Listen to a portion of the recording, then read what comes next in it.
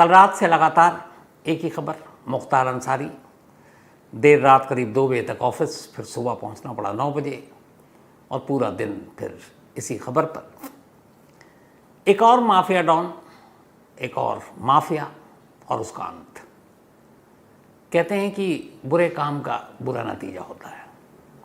आप जितने भी बड़े बड़े बहुत सारे लोग आजकल के गैंगस्टर और उनको फॉलो करते हैं या प्रभावित होते हैं कि इनकी क्या ज़िंदगी है, लेकिन असल में बहुत खोखली और डर वाली ज़िंदगी होती है।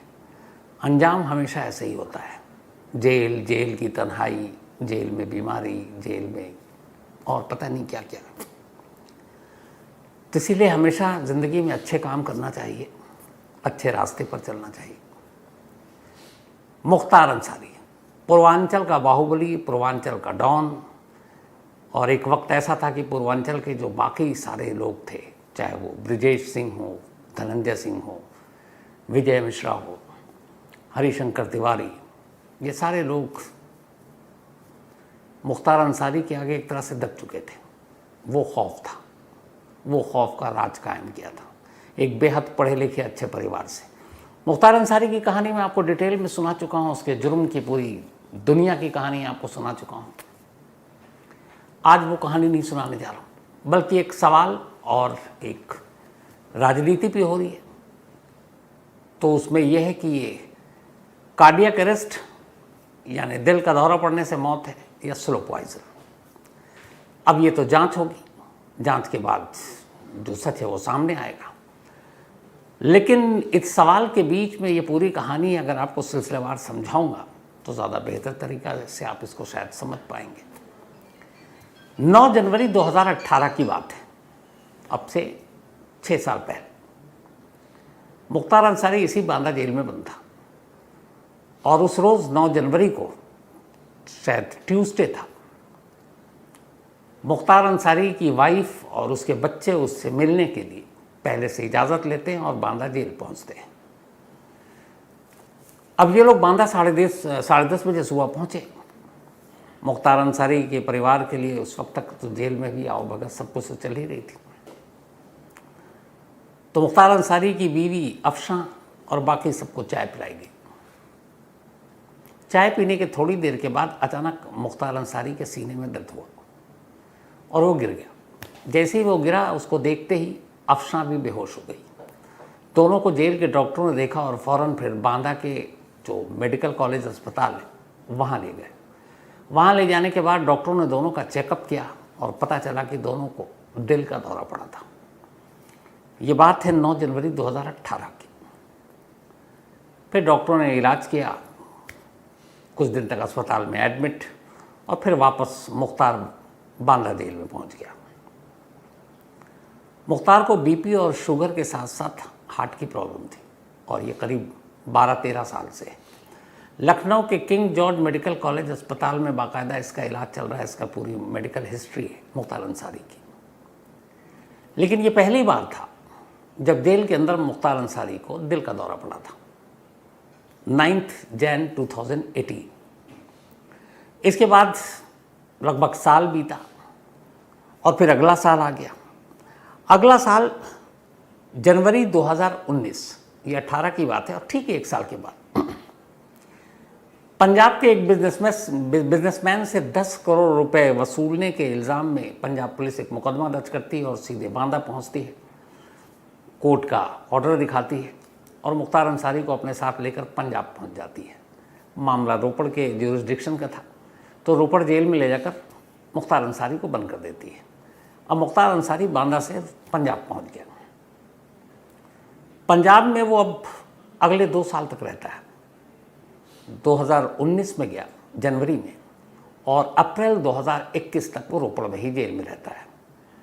अब इस दौरान जब वो जेल से वहाँ गया तो शुरुआत के कुछ महीने में तो यूपी सरकार पुलिस को भी नहीं मालूम कि मुख्तार अंसारी अपने यहाँ है या किसी और स्टेट की जेल में है। लेकिन कृष्णानंद राय की फैमिली को जब पता चला तो उन लोगों ने कुछ रिट दाखिल की कि वहाँ क्यों, और फिर पंजाब से खबर आई कि भाई पंजाब में तो रोपड़ जेल में मुख्तार अंसारी की बड़ी आवभगत होती है। एक उस वक्त कैप्टन अमरिंदर सिंह की सरकार थी कांग्रेस की, कहते थे तमाम बहुत सारे आईपीएस और जो जेल के टॉप ऑफिशियल थे वो सारे मेहमान नवाजी में लगे रहते थे मुख्तार अंसारी के। ये भी रिपोर्ट आई है खुद वहाँ के जेल मंत्री की, अब जो नई पार्टी है वहाँ पे आम आदमी पार्टी की सरकार है, कि उस दौर में मुख्तार अंसारी की बीवी को ही बाकायदा मेहमान बनाकर जेल में रखा जाता था। तो अब ऐसे जेल में जहाँ इतनी खातिरदारी हो रही है, कौन उस जेल से बाहर किसी और जेल में जाना चाहेगा। लेकिन ये चीज़ें जेल से बाहर आई तो यूपी सरकार सुप्रीम कोर्ट पहुँच गई। सुप्रीम कोर्ट में कहा कि भाई यहाँ उसके खिलाफ इतने सारे मामले हैं, पंजाब में एक है, तो उसे हमें सौंप दिया जाए। लंबी लड़ाई चली। मुख्तार अंसारी के वकील ने कोर्ट में दलील दी कि उसकी तबीयत ठीक नहीं है, यूपी में उसकी जान को ख़तरा है, तो इसलिए रोपड़ में ही रहने दिया जाए। उधर पंजाब पुलिस ने भी कहा कि हमारा केस है, हम इसको कैसे छोड़ दें। लेकिन फिर सुप्रीम कोर्ट ने अपना फैसला सुनाया और सुप्रीम कोर्ट ने फैसला ये दिया कि चूँकि 60 से ज़्यादा, करीब 65 केसेस टोटल मुख्तार अंसारी पर थे और उसमें से कुछ कोर्ट में ऑलरेडी जिनकी उस वक्त ट्रायल चल रहा था, कि वापस इसको यूपी भेजा जाए। क्योंकि इस बीच में सुप्रीम कोर्ट के पास एक और रिपोर्ट आई कि ये जो रोपड़ वाला मामला है ये पूरा एक प्लांटेड है। मतलब आमतौर पर मुजरिम जुर्म करने के बाद वो ये कहता है कि मैंने जुर्म नहीं किया है, लेकिन यहाँ ये मुजरिम अपने आप को एक दूसरे जेल में रखने के लिए खुद से कहता है कि मेरे खिलाफ एक मुकदमा दर्ज करो और मुझे अरेस्ट करके वहाँ ले चलो। तो ये रोपड़ केस इसी तरह का प्लांटेड केस बताया गया। जब सारे सबूत, सारी चीज़ें सुप्रीम कोर्ट के सामने आई तो सुप्रीम कोर्ट ने अपना फैसला सुनाया और कहा कि नहीं, मुख्तार अंसारी को वापस उसकी जगह बांदा जेल है या यूपी जो पुलिस है उसके पास जाएगी। मुख्तार अंसारी माफिया डॉन, पूर्वांचल का बहुत बड़ा माफिया, लेकिन बहुत सारे लोग पूर्वांचल में खासतौर पर उसके अपने इलाके में उसको रॉबिनहुड के तौर पर भी देखते थे। अब सुप्रीम कोर्ट, देश की सबसे बड़ी अदालत का फैसला, मुख्तार अंसारी रोपड़ से 7 अप्रैल 2021 को यूपी पुलिस की पूरी सुरक्षा और तामझाम के बीच रोपड़ जेल से निकलता है और बांदा की तरफ रवाना होता है। लेकिन उसके निकलने से पहले मुख्तार अंसारी ने चूँकि लगातार अपनी बीमारी और सेहत के बारे में कोर्ट में भी हवाला दे रहा था, तो वो जेल से बाहर व्हील चेयर पर आता है। उसकी तस्वीर भी है, तस्वीर आपको दिखाऊंगा। व्हील चेयर पर आया और बाकायदा फिर पुलिस की वैन में नहीं बल्कि एम्बुलेंस में बैठ कर वो रोपड़ से बांदा जेल पहुंचता है। अब बाद में ये बात होती है कि भाई ये कैदी को आप वहाँ से यहाँ तक एम्बुलेंस में ला रहे हो, डॉक्टर की कोई वो नहीं है कि ये बीमार है भी कि नहीं है, तो उस पर इंक्वायरी भी बैठी। 7 अप्रैल 2021 को मुख्तार वापस बांदा की जेल में अब पहुंच जाता है।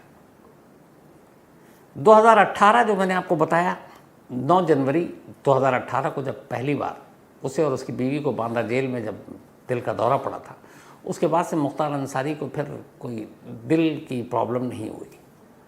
पर हाँ, उसने कहा था कि मैं बीमार हूँ, व्हील चेयर पर आया। लेकिन 7 अप्रैल 2021 से वो बांदा जेल में बंद था और बिल्कुल ठीक अभी 10 दिन पहले तक, मतलब अगले 7 अप्रैल को 8 दिन के बाद बांदा जेल में आए हुए मुख्तार अंसारी को 3 साल पूरे हो जाएंगे। ये हो जाते क्योंकि अब तो वो है नहीं। तो 7 अप्रैल 2021 को मुख्तार वापस बांदा जेल और सब कुछ ठीक ठाक। 3 साल लगभग बीत गए। किसी फैमिली ने, किसी ने कहीं ये एलिगेशन, ये इल्ज़ाम नहीं लगाया कि मुख्तार अंसारी को जहर देकर मारने की कोशिश की जा रही है। हाँ, जब रोपड़ से आप ला रहे थे इसको मुख्तार को यहाँ, तब मुख्तार अंसारी ने कहा था कि मुझे यूपी में अपनी जान का ख़तरा है, यूपी की जेल में यूपी के कुछ लोग उसे मार सकते हैं, साजिशन। लेकिन जब एक बार बांदा पहुँच गया तो फिर ये इल्ज़ाम कभी नहीं लगा, न मुख्तार की तरफ से, न अंसारी फैमिली की तरफ से। और मुख्तार अंसारी बांदा जेल में बंद रहा। उसके बाद ट्रायल शुरू हुआ। 65 मुकदमे थे। पहली बार 8 मुकदमों का फैसला आ गया पिछले 1.5 सालों में, जिनमें से 2 में उसको उम्र कैद की सज़ा हुई। एक आर्म्स एक्ट में उम्र कैद और एक और दूसरे अवधेश मिश्रा मर्डर केस में, जो कांग्रेस के यूपी चीफ अजय राय के बेटे, अजय राय के भाई, उनका कत्ल हुआ था। और बाकी में इन दोनों में उम्र कैद, बाकी 5 साल, 8 साल, 10 साल।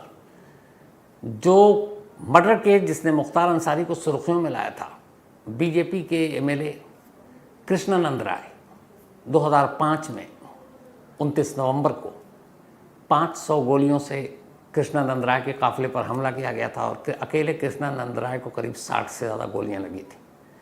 उस मामले का फैसला अब आया 19 साल के बाद, और उस पर मुख्तार अंसारी को 10 साल की सज़ा हुई। तो अभी 8 फैसले आए जिसमें 2 उम्र कैद, 5, 8, 7, 10 साल की ऐसी सज़ा हो रही थी। 21 अभी अंडर ट्रायल फैसले आने थे, कुछ में वो बरी हो गया, कुछ की तो मुकदमे की शुरुआत ही नहीं हुई।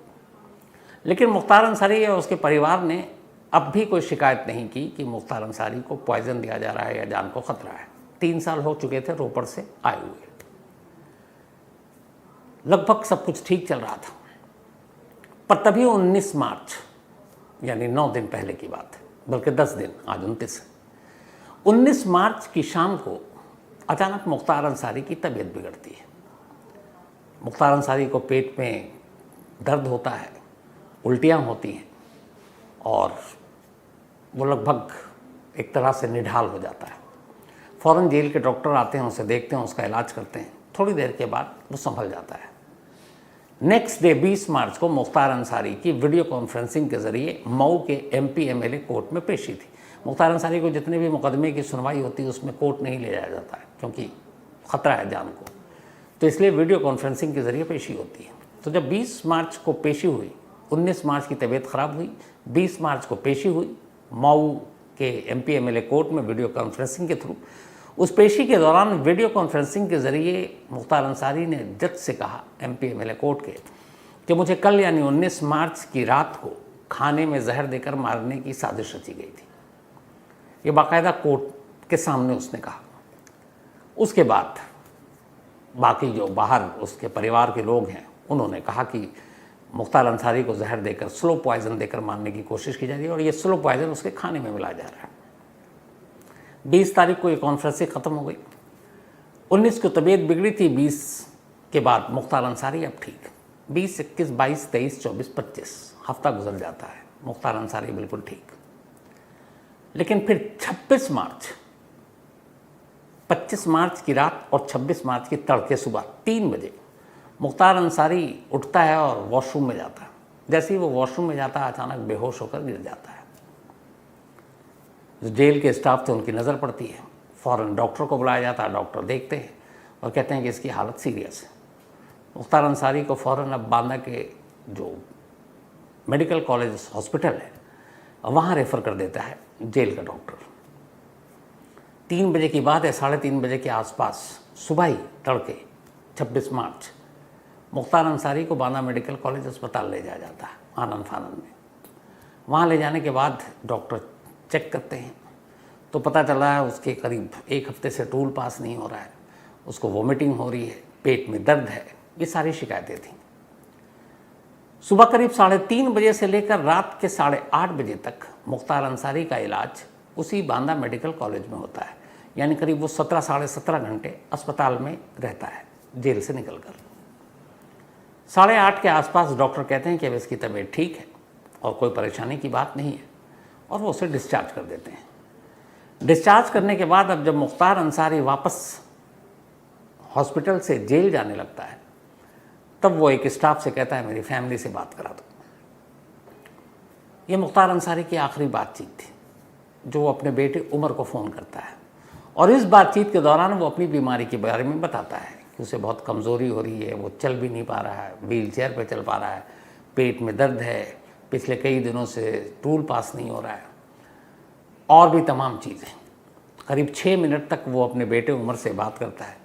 इसके बाद फ़ोन दे देता है और फिर अस्पताल से उसको जेल पहुंचा दिया जाता है। 26 मार्च की रात करीब 9 बजे बांदा जेल से बांदा मेडिकल कॉलेज अस्पताल की दूरी लगभग 7 किलोमीटर है और करीब आधा घंटा आप मान कर चलिए गाड़ी से आने जाने में। तो 26 मार्च को वापस रात 9 बजे मुख्तार अंसारी इसी बांदा जेल में पहुंच जाता है। तो 19 से 26 मार्च के बीच में वो 2 बार बीमार पड़ता है, पहली बार 19 मार्च को और फिर दूसरी बार 26 मार्च को जब वो बेहोश होता है। इसके बाद 26 मार्च वो 9 बजे जेल पहुंचता है और बिल्कुल ठीक जेल में ही रहता है। अगले दिन पूरा 27 मार्च बीत जाता है। नॉर्मल मुख्तार अंसारी, कोई दिक्कत नहीं, कमज़ोरी है, बाकी जो डॉक्टर ने दवा दी वो भी खा रहा है। अब 28 मार्च की तारीख आ जाती है, यानी कल शाम 6:30 तक मुख्तार अंसारी बिल्कुल ठीक। आजकल रमज़ान का महीना चल रहा है, 6:35 या 34 पे रोज़ा खोलने का टाइम था, पर मुख्तार अंसारी पिछले कई दिनों से रोज़ा नहीं रख रहा था इसी तबीयत ख़राब होने की वजह से। तो वहाँ के जो जेल स्टाफ है और जो जेल के हेड हैं, उन्होंने हमारे सहयोगी को बताया, जो लखनऊ में है संतोष कुमार शर्मा, कि जैसे ही रोज़ा खोलने का वक्त आया और रोज़ा खोला उसके फ़ौरन बाद मुख्तार अंसारी अचानक बेहोश होकर गिर पड़ा। तो ये टाइम करीब 6:35 से 6:38 के दरमियान है, कल शाम के, यानी कि 28 मार्च। अब जैसे ही वो बेहोश होकर गिरा तो तमाम जेल स्टाफ पहुँचे, देखा तो उसका हाथ एक तरफ लुढ़का हुआ था और वो बिल्कुल बेहोश था। इससे पहले वो ठीक इसी तरीके से 26 मार्च की सुबह 3 बजे भी बेहोश हुआ था वॉशरूम में। तो जेल स्टाफ को लगा कि ये बेहोश हो गया। फ़ौरन डॉक्टरों ने देखा, उन्होंने कहा कि नहीं, इसकी हालत सीरियस है, आप इसको वहीं हॉस्पिटल में ले जाओ, क्योंकि उन डॉक्टरों ने 2 दिन पहले देखा, वो बेहतर बताएंगे। तो जेल के डॉक्टरों के रेफरेंस पर मुख्तार अंसारी को अब जेल से कल शाम, यानी कि 28 मार्च की शाम लगभग 7 बजे के आसपास, तैयारी में और निकालने में टाइम लगा, जेल से निकालकर सीधे बांदा मेडिकल कॉलेज ले जाया था अस्पताल में। 7:15 के आसपास मुख्तार अंसारी जेल पहुंच चुका था, लेकिन पूरे रास्ते वो होश में नहीं आया। अस्पताल पहुंचने के बाद फ़ौरन इमरजेंसी में डॉक्टर आते हैं, चेक करते हैं, वो अपनी तमाम कोशिश करते हैं, लेकिन मुख्तार अंसारी को होश में नहीं ला पाते। 6:35 या 38 के दरमियान जो मुख्तार अंसारी बेहोश हुआ, उसी बेहोशी के आलम में उसकी मौत हो जाती है।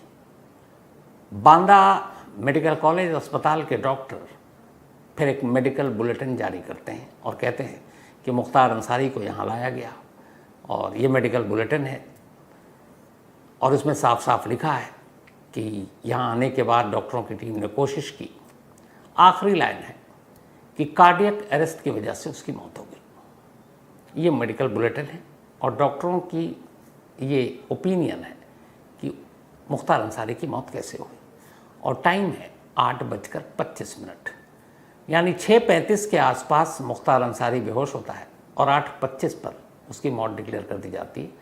110 मिनट, 1 घंटा और 50 मिनट। अब इसके बाद हर तरफ तमाम मीडिया में यहाँ वहाँ खबरें आ गई। हम लोग भी रात फिर 12:30-1 तक लाइव पे ही खड़े रहे। इसके बाद अब वो जो पुराने इल्ज़ाम थे, स्लो पॉइज़न किया, उसने ज़ोर पकड़ा। और आपको पता है अपने यहाँ राजनीति किस तरह की होती है, तो बहुत सारे पॉलिटिकल पार्टी भी इसमें कूद पड़े कि स्लो पॉइज़न और पॉइज़न अंसारी फैमिली की तरफ से पहले इल्ज़ाम लगाए जा रहे थे।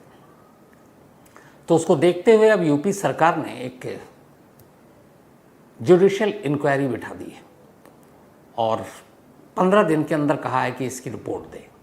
वैसे भी जब एक कस्टडी में कोई कैदी होता है, और चूँकि मुख्तार अंसारी अभी 2 मामले में तो सज़ा हुई उम्र कैद, बाकी 6 मामलों में और सज़ा हुई है, बट अभी भी बहुत सारे मुकदमे बाकी हैं, तो वो जेल में है। जेल का मतलब है कि इस वक्त वो कस्टडी में है, वो भी जुडिशियल कस्टडी में, यानी न्यायिक हिरासत में।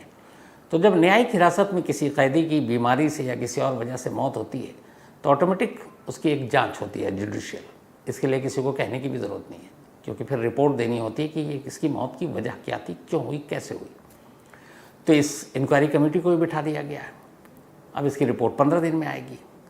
लेकिन इन सब के बीच बांदा मेडिकल कॉलेज में आज सुबह लगभग 11:30 बजे 5 डॉक्टरों के पैनल ने मुख्तार अंसारी का पोस्टमार्टम किया। 5 डॉक्टरों के पैनल ने इसलिए किया क्योंकि उन डॉक्टरों की टीम को भी पता है कि जो पोस्टमार्टम आज वो करने जा रहे हैं, हो सकता है इसकी रिपोर्ट को लेकर कई बार उनको कोर्ट के चक्कर काटने पड़े, क्योंकि फैमिली इल्ज़ाम लगा चुकी है, मामला कस्टडी की डेथ की है और मामला स्लो पॉइज़न के इल्ज़ाम लगाया जा रहा है। तो ये हार्ट अटैक है या स्लो पॉइज़न, ये पीएम यानी पोस्टमार्टम रिपोर्ट इस पर बेहतर रोशनी डाल सकती है। और इसीलिए पोस्टमार्टम रिपोर्ट इतनी अहम है कि इसको 5 डॉक्टरों के पैनल से करवाया गया और बाकायदा इसकी वीडियोग्राफी हुई। यानी पूरा पोस्टमार्टम का जो प्रोसीजर था वो सब कैमरे में कैद है। कैमरे में इसलिए कैद किया जाता है कि जो एक्सपर्ट्स हैं वो देख सकें कि डॉक्टर सही मानों में मौत की वजह जानने के लिए जिस जिस ऑर्गन को उनको कलेक्ट करना है, उसके सैंपल कहाँ कहाँ कैसे करना है, उन्होंने सही तरीके से किया कि नहीं किया। ये बहुत सारे केस में बड़े इंपॉर्टेंट होते हैं। तो पोस्टमार्टम 5 डॉक्टरों के पैनल ने कर दिया। अब इसकी रिपोर्ट, शुरुआती रिपोर्ट तो आज शाम तक ही, मतलब रात तक आ जाएगी या सुबह आ जाए। डिटेल रिपोर्ट 2 दिन के अंदर आ जाएगी। तो इससे मौत की वजह आधी पता चल जाएगी। अगर कार्डियक अरेस्ट है तो पूरी पता चल जाएगी। लेकिन अब चूंकि ये मामला इल्ज़ामों के और इसमें राजनीति हो रही है और इल्ज़ाम है स्लो पॉइजन का, तो ऐसे मौत के मामले की जांच के लिए सिर्फ पोस्टमार्टम रिपोर्ट काफ़ी नहीं होता।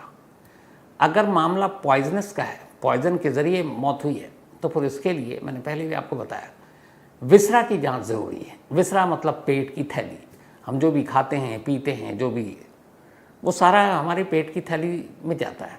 तो अगर खाने में, पीने में, पानी में, किसी चीज़ में मिलाकर उसने अब लिया है मुख्तार अंसारी ने, तो वो उस विसरा की रिपोर्ट से पता चल जाएगा कि क्या कोई पॉइज़न पाया गया, कोई जहर, कोई स्लो पॉइज़न, तो उससे क्लियर हो जाएगा। थोड़ी बहुत जानकारी इसकी पोस्टमार्टम रिपोर्ट से भी मिल सकती है। अगर कई बार पॉइज़न इंजेक्ट किया जाता है तो फिर पोस्टमार्टम रिपोर्ट में उसकी थोड़ी बहुत निशानियां मिल जाती हैं। लेकिन पूरी तरीके से अगर कहें कि कंफर्म रिपोर्ट जो होती है वो विसरा के आने के बाद होती है। और विसरा की रिपोर्ट आप मान कर चलिए बहुत जल्दी भी होगी तो 20 से 30 दिन, उससे पहले तो आएगी नहीं। तब विसरा रिपोर्ट आने के बाद ये पता चलेगा कि इस मौत की असली वजह है क्या। तो ये तो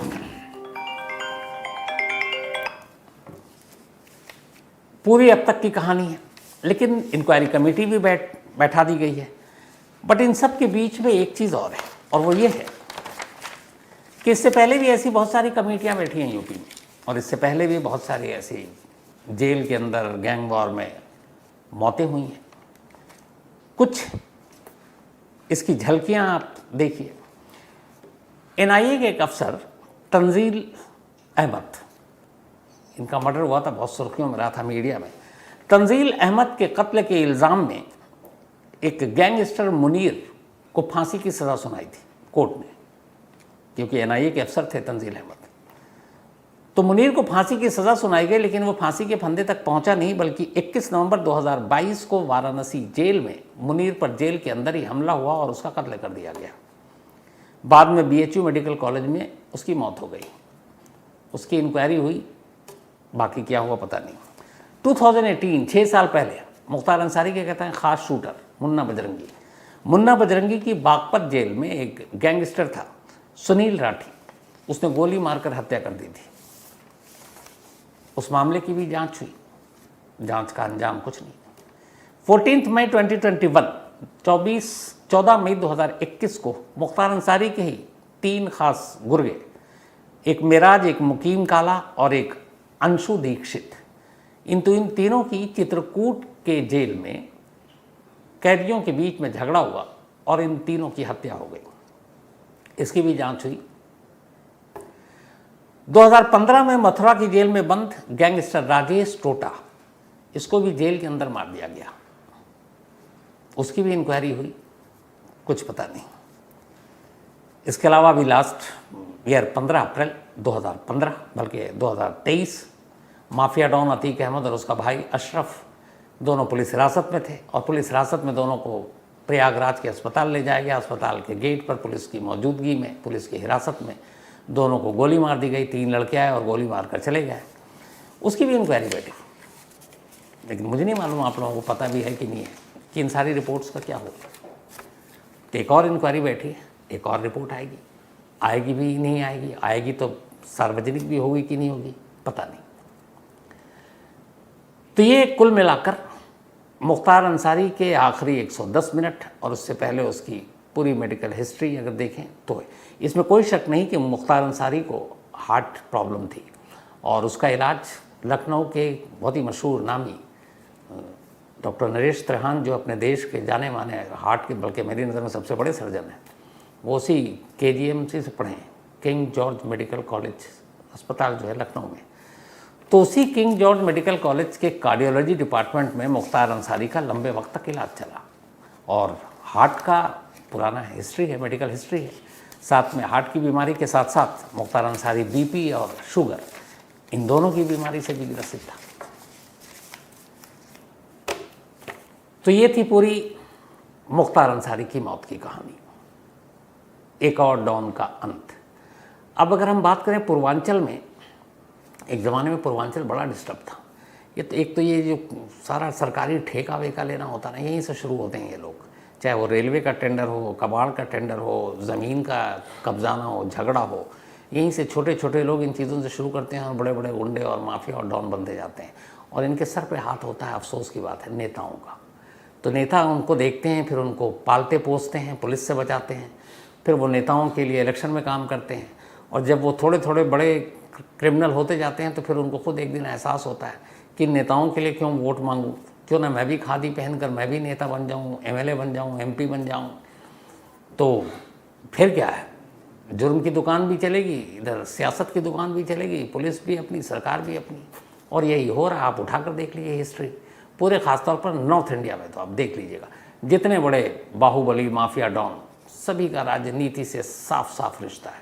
ऐसी कोई पार्टी नहीं है जिसमें क्रिमिनल ना हो, चाहे लोकसभा हो, चाहे इस देश की अलग अलग विधानसभा हो। वहाँ पे करीब करीब, कम से कम आपको बताता हूँ, 30% के आसपास ऐसे MLA और MPs हैं जो दागी हैं। कईयों पर तो rape, attempt to rape, murder तक के चार्जेस हैं। लेकिन यही है कि आखिरी फैसला आया नहीं, इसलिए साहब सब नेता, मंत्री, विधायक, सांसद बनकर उन्हीं जगहों पे बैठकर वही सारे कानून पास करते हैं क्रिमिनल्स के ख़िलाफ़, जो कायदे से उन पर लागू होना चाहिए। मतलब कानून तोड़ने वाला खुद बैठकर कानून बनाता है, इससे बड़ा मजाक क्या होगा। तो ये थी आज की कहानी। कहानी ख़त्म करूं उससे पहले वही अपना सिलसिला, आज